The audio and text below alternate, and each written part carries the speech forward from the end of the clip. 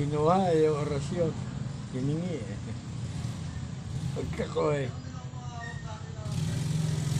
So, makit na naman yung ngipin ng ina. Anak, gamutin mo ay kayo yung ngipin ko. Nako. Nawala ay kayo yung sulat ni kabayan eh.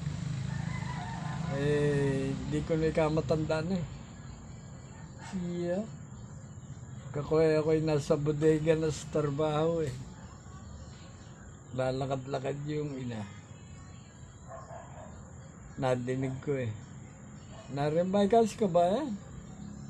Narino sa bodega. May ginagawa. Nakita ko. Ano yun? Ano inyong hiramin? Hindi.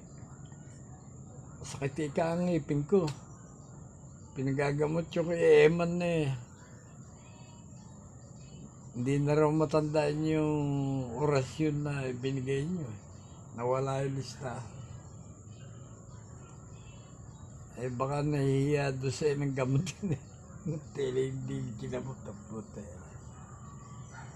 Di oh. Aba, wala reklamo. Umalis. Bumibili ako sa tindahan, walang sinabing, ay, hindi naman ikagumaling kabayan eh.